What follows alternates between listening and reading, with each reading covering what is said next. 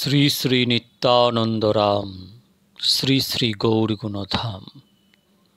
ভক্তগণ, মহাপ্রভুর শিক্ষা এর আগে আমি মহাপ্রভু প্রকাশানন্দকে তত্ত্ব শিক্ষা, রূপ গোস্বামীকে দেওয়া শিক্ষা, পড়ুয়াগণের প্রতি শিক্ষা, শচীমাতার প্রতি শিক্ষা, তপন মিশ্রকে প্রতি শিক্ষা, প্রকাশানন্দ সরস্বতীকে প্রদত্ত শিক্ষা, এই সব কিছু আলোচনা করেছি।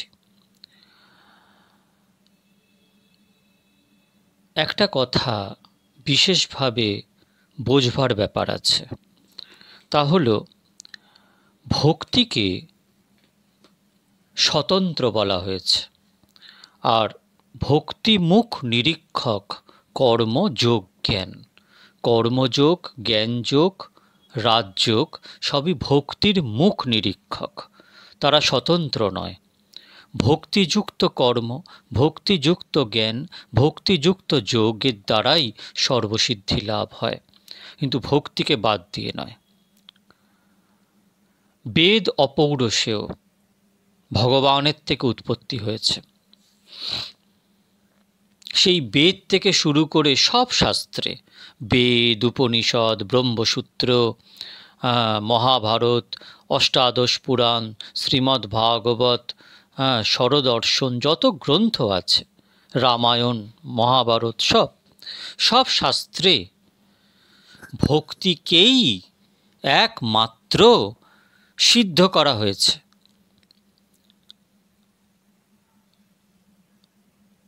বাদবাকি যা কিছু জগতে প্রচারিত হচ্ছে সবই হচ্ছে ভগবানের মায়া। ভক্তিকেই সিদ্ধ করা হয়েছে, একমাত্র ভক্তিকেই।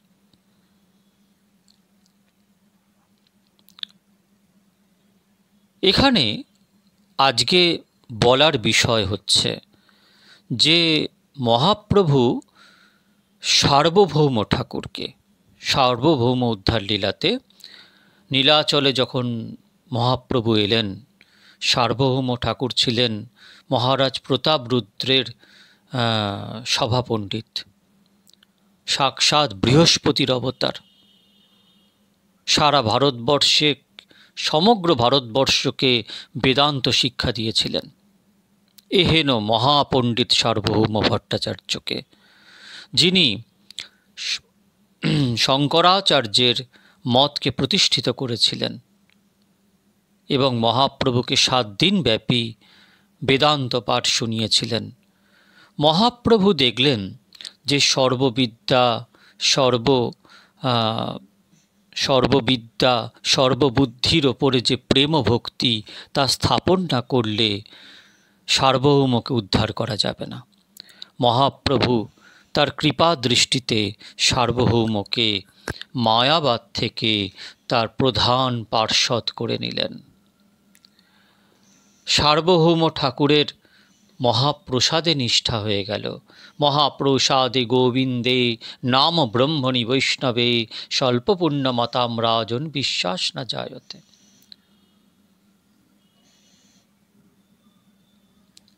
এইবারে মহাপ্রভুর লক্ষ্য যে কিভাবে সার্বভৌম ঠাকুরকে একমাত্র ভক্তিতেই সিদ্ধ করা যায়, ভক্তিতেই আনা যায়।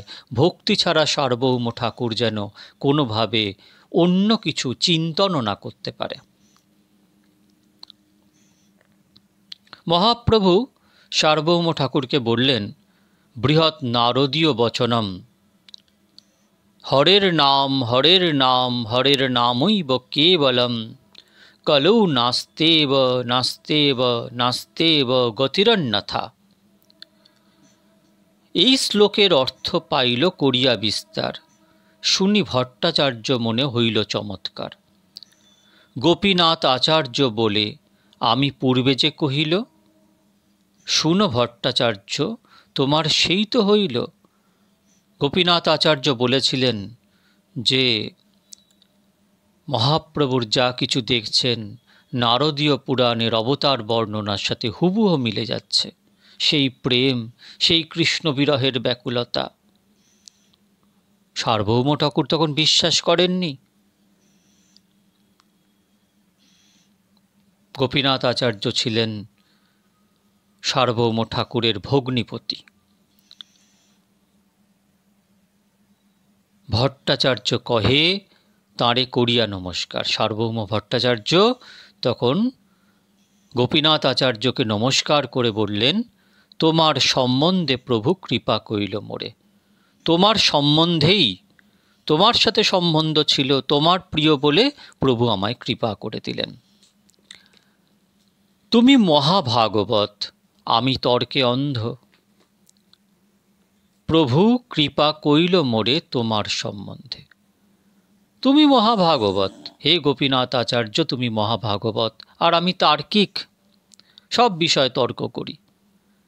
প্রভু কৃপা করল শুধু তোমার জন্য। বিনয় শুনিয়া তুষ্ট হই কইল আলিঙ্গন। প্রভু কইল আলিঙ্গন, কহিল যাইয়া করো জগন্নাথ দর্শন। বিনয়, অহংকারের ঢিবিতে বসে কৃপা লাভ কোনোদিন হয় না, তাই বিনয় থাকার দরকার আছে। মহাপ্রভু তুষ্ট হলেন, মহাপ্রভু তাকে আলিঙ্গন করলেন। ঘরে আইলা জগদানন্দ দামোদর দুই সঙ্গে লইয়া।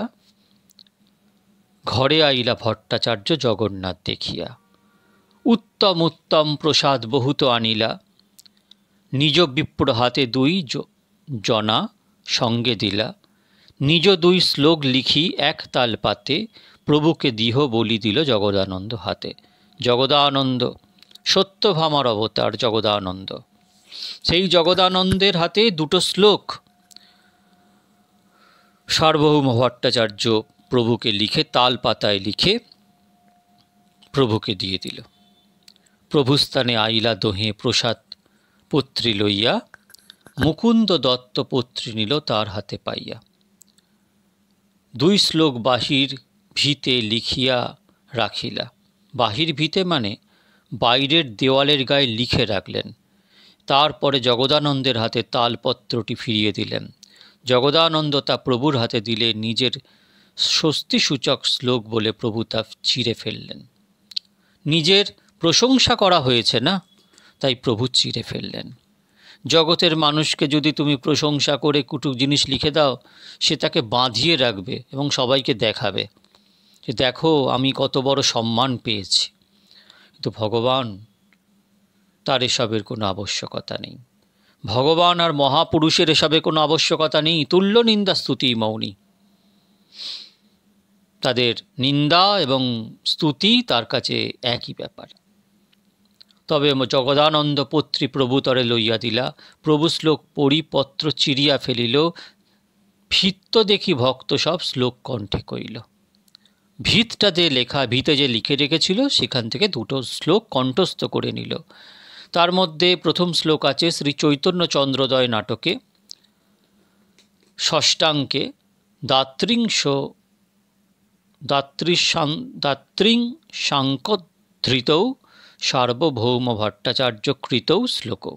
প্রথম শ্লোক, বৈরাগ্য বিদ্যা নিজ ভক্তি যোগ শিক্ষার্থমেকা পুরুষা পুরাণা শ্রীকৃষ্ণ চৈতন্য শরীরধারী কৃপাম্বুধির যন্তমহম প্রপদ্যে। অর্থাৎ বৈরাগ্য বিদ্যা মানে সর্বদা শ্রীকৃষ্ণ ভজনে আত্মনিয়োগ, সর্বদা নিরন্তর, এবং নিজ ভক্তিযোগ শিক্ষা দেবার জন্য যে করুণা সিন্ধু এক আদি পুরুষ শ্রীকৃষ্ণ চৈতন্যরূপে অবতীর্ণ হয়েছেন, আমি তার শরণ গ্রহণ করি। তার পরের শ্লোক, কালানষ্টং ভক্তিযোগং নিজং যাহ প্রাদুষ্কর্তং কৃষ্ণ চৈতন্য নামা আবির্ভূতস্তস্য পাদারবিন্দে গাঢ়ং গাঢ়ং লীলতাং চিত্তভৃঙ্গ। অর্থাৎ কালপ্রভাবে নষ্টপ্রায় নিজ বিষয়ক ভক্তিযোগ পুনরায় প্রকাশ করার জন্য শ্রীকৃষ্ণ চৈতন্য নাম ধারণ করে যিনি আবির্ভূত হয়েছেন তার পাদপদ্মে আমার চিত্তরূপ ভ্রমর গাঢ়রূপে আসক্ত হোক।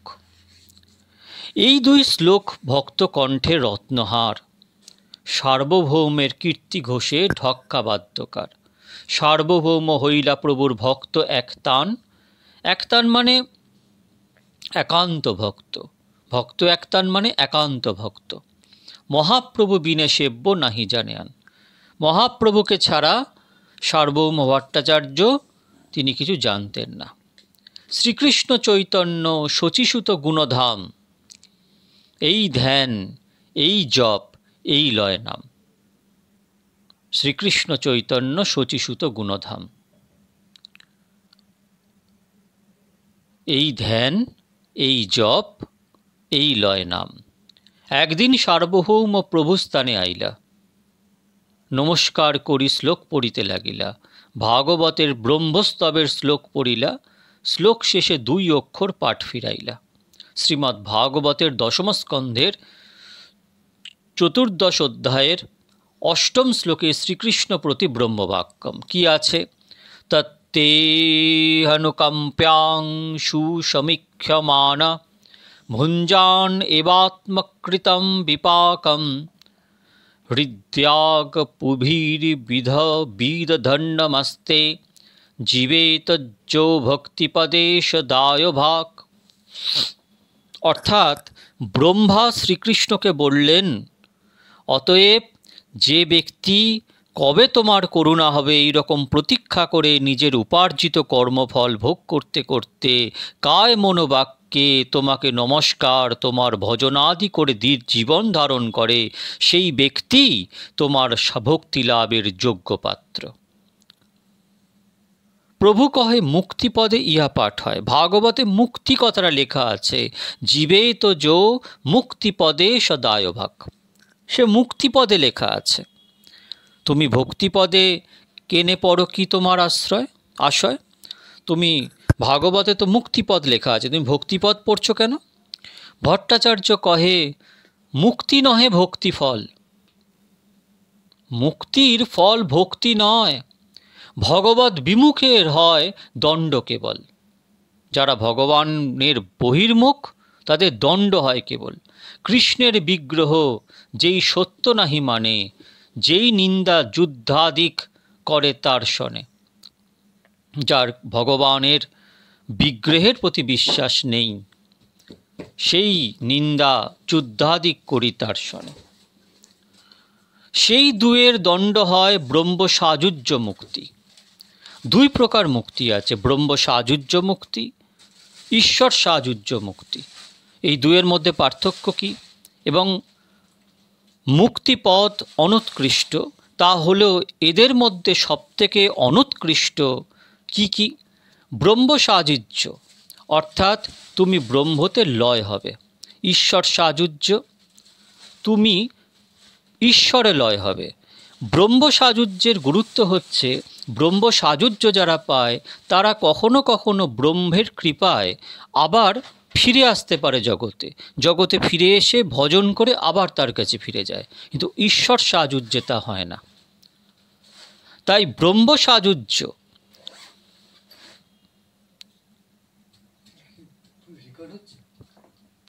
ব্রহ্ম সাযুজ্য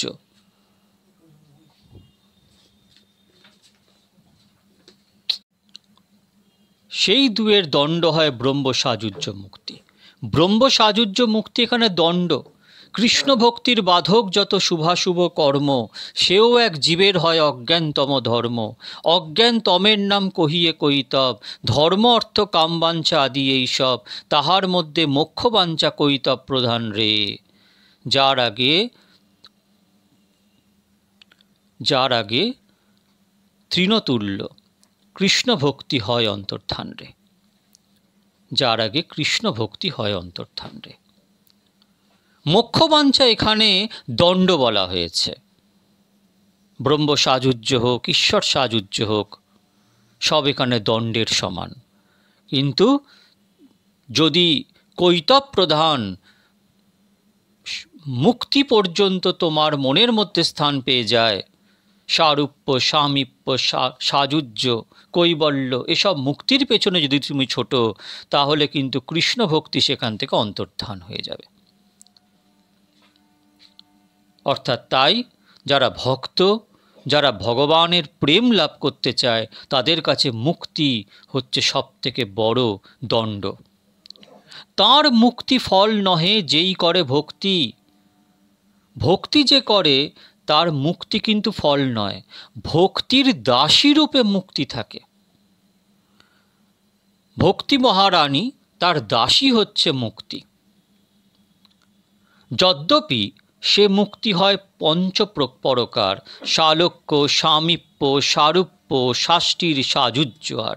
শালক্যাদি চারি যদি হয় দেবাদ্দার, তবে কদাচিৎ ভক্ত করে অঙ্গীকার। সাযুজ্য শুনিতে ভক্তের হয় ঘৃণা ভয়। আমি চিনি হতে চাই না মা, চিনি খেতে ভালোবাসি, রামপ্রসাদ বলেছিলেন। অর্থাৎ ভগবানে সাযুজ্যতা, ভগবানে মিশে যাওয়া, এটা ভক্তের শুনতে ঘৃণা হয়। নরক বাঞ্ছয়ে তবু সাযুজ্য না পায় নাই লয়। নরকও চাইবে, কারণ নরক থেকে আবার উঠে এসে 84 লক্ষ জনি ঘুরতে ঘুরতে কখনো মনুষ্য জনি লাভ করলে সে ভজন করার সুযোগ পাবে, কিন্তু সাযুজ্য লাভ করে গেলে তার সম্ভব নয়। এই সাযুজ্য মুক্তি মানে ব্রহ্মানন্দ। কৃষ্ণ নামে যে আনন্দ সিন্ধু আস্বাদন, ব্রহ্মানন্দ তার আগে খাদতক্ষম।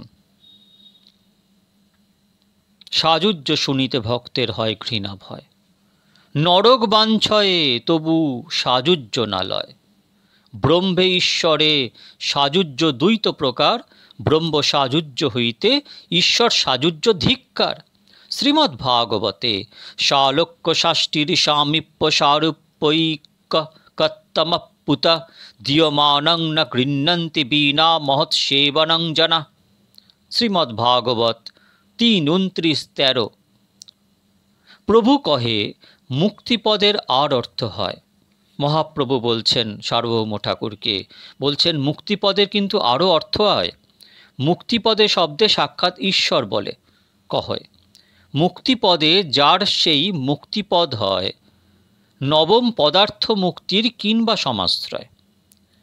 ভগবানের চরণকেও মুক্তিপদ বলে, মহাপ্রভু সার্বভৌমকে বলছেন। দুই অর্থে কৃষ্ণ কহি কাহে পাঠ ফিরি, সার্বভৌম কহে ও শব্দ কহিতে না পারি। মুক্তি শব্দ আমি বলতে পারবো না মুখ দিয়ে, যদ্যপি তোমার অর্থ এই শব্দে কয়, তথাপি আশ্লিষ্য দোষে কহনে না যায়। আশ্লিষ্য দোষ মানে যাতে একাধিক বিভিন্ন অর্থ বোঝায় এই রকম দোষ, একাধিক বিভিন্ন অর্থ বোঝায়। যদ্যপিও মুক্তি শব্দের পঞ্চমুক্ত বৃত্তি, পঞ্চমুক্ত বৃত্তি মানে শালক্য মুক্তি, শাষ্টির মুক্তি, সামীপ্য মুক্তি, সারূপ্য মুক্তি, সাযুজ্য মুক্তি। মুক্তিপদের শব্দের এই 5 প্রকার বৃত্তি।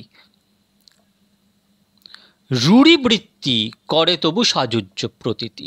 রূঢ়িবৃত্তি মানে প্রকৃতি প্রত্যয় আদির অপেক্ষা না করে কোনো শব্দ যে অর্থ প্রকাশ করে তাকে ওই শব্দের রূঢ়িবৃত্তি বা রূঢ়ার্থ বলে। যেমন মণ্ডপ শব্দের আদি অর্থ যে মণ্ড পান করে, কিন্তু বর্তমানে প্রচলিত অর্থ এরকম ঘর বা সাময়িক দেবালয়। এখানে মণ্ডপ শব্দের যে প্রচলিত অর্থ হলো, তাই মণ্ডপ শব্দের রূঢ়িবৃত্তি বা রূঢ়ার্থ। তেমনি মুক্তি শব্দ শুনলে সাধারণত সাযুজ্য মুক্তির কথাই মনে হয়, যদিও মুক্তি শব্দে 5 রকমের মুক্তিকেই বোঝায়। সেই কারণে সাযুজ্য মুক্তি হল মুক্তি শব্দের রূঢ়ার্থ বা রূঢ়িবৃত্তি। আবার পঙ্কজ বলতে কেবল পদ্মকে বোঝায়, পঙ্কে জাত অন্য কিছুকে বোঝায় না। এই জাতীয় অর্থকে যোগ রূঢ়ার্থ বলে। মুক্তি শব্দের সাযুজ্য মুক্তি অর্থ এই জাতীয় যোগ ও রূঢ়ার্থ 5 রকমের মুক্তিকে না বুঝিয়ে কেবল 1 রকমের মুক্তিকেই বোঝায়। তাহলে যদ্যপিও মুক্তি শব্দের পঞ্চমুক্ত বৃত্তি রূঢ়িবৃত্তে করে তবু সাযুজ্য প্রতীতি। মুক্তি শব্দ কহিতে মনে হয় ঘৃণাত্রাস, ভক্তি শব্দ কহিতে মনে হয় উল্লাস।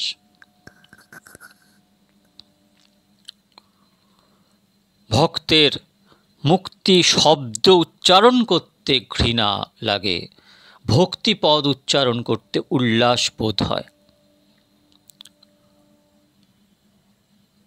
শুনিয়া হাসেন প্রভু আনন্দিত মনে। তখন মহাপ্রভু হেসে ফেললেন। মহাপ্রভু হেসে ফেলে বললেন, ভট্টাচার্যে কইলা প্রভু দৃঢ় আলিঙ্গনে। মহাপ্রভু সার্বভৌম ঠাকুরকে আলিঙ্গন করে ফেললেন। যেই ভট্টাচার্য পরে পড়ায় মায়াবাদ, তার হইছে বাক্যস্ফুরে চৈতন্য প্রসাদ। যে মায়াবাদ প্রচার করেছে জগতে, সেই ভট্টাচার্য ভক্তিকে সর্বপ্রাধান্য দেওয়ার ফলে মহাপ্রভু তাকে আলিঙ্গন করলেন, এবং যার মুখে মায়াবাদ ছাড়া কিছু শোনা যেত না, সে এখন ভক্তির পাঠ পড়াচ্ছে। এটাই চৈতন্য প্রসাদ। লোহাকে যাবৎ স্পর্শী হেম নাহি করে, তাবৎ স্পর্শমণি কেহ চিনিতে না পারে। লোহাকে যদি কোনো কেউ স্পর্শ করে সোনা না বানায়, সোনা যদি না বানা হয়, তাহলে কি করে বোঝা যায় যে এটা স্পর্শমণি? ভট্টাচার্যের বৈষ্ণবতা দেখি সর্বজন, প্রভুকে জানিল সাক্ষাৎ ব্রজেন্দ্রনন্দন। কাশী মিশ্র আদি যত নীলাচলবাসী, শরণ লইল সবে প্রভুপদে আসি। সেই সব কথা আগে করিব বর্ণন, সার্বভৌম করে ওইছে প্রভুর সেবন। ওইছে পরিপাটি করে ভিক্ষা নির্বাহন, বিস্তারিয়া আগে তাহা করিব বর্ণন। এই মহাপ্রভুর লীলা সার্বভৌম মিলন, ইহা যেই শ্রদ্ধা করি করয়ে শ্রবণ। জ্ঞান কর্ম পাশ হইতে হয় বিমোচন, অচিরাতে পায় সেই চৈতন্য চরণ। শ্রীরূপ রঘুনাথ পদে যার আশ, চৈতন্য চরিতামৃত কহে কৃষ্ণদাস। ভক্তিকেই একমাত্র সিদ্ধ করা হয়েছে। ভক্তিযোগ, ভক্তিযোগ, ভক্তিযোগ ধন। ভক্তি এই শ্রীকৃষ্ণ স্মরণ কীর্তন। ভগবানের নাম, রূপ, গুণ, লীলা, ধাম এবং পরিকর, তার গুণগান গাওয়া, তার কীর্তন করা, তাদের স্মরণ করাই ভক্তি। রূপ গোস্বামী বলছেন, অবিরত তৈল ধারাবৎ স্মরণ, অবিরত তৈল ধারাবৎ, সর্বদা, নিত্য, সর্বদা ভগবানের স্মরণ। কিসের স্মরণ? ভগবানের নাম স্মরণ, ভগবানের রূপ স্মরণ, ভগবানের গুণ স্মরণ, ভগবানের লীলা স্মরণ, ভগবানের ধাম লীলা মাহাত্ম্য স্মরণ, ভগবানের পবিত্র পরিকরের লীলা চরিত্র স্মরণ। এটাই অনন্য ভক্তি। এর দ্বারাই কৃষ্ণপদ পদে ভক্তি লাভ হবে। জীব অনাদিকাল থেকে বয়ে আসা অনর্থ নিবৃত্ত হয়ে যাবে এবং আনন্দ প্রাপ্তির পথে এগিয়ে যাবে, করে আনন্দ লাভ করে মালামাল হয়ে যাবে। মহাপ্রভুর শিক্ষা, সার্বভৌম ঠাকুরকে দেওয়া মায়াবাদকে খণ্ডন এবং ভক্তিকে স্থাপন, এটাই হচ্ছে শিক্ষা মহাপ্রভুর, যা আজকে বর্ণিত হলো। পরের দিন মহাপ্রভুর অন্য লীলা নিয়ে হাজির হব। শ্রী শ্রী নিত্যানন্দ রাম, শ্রী শ্রী গৌরগুণধাম।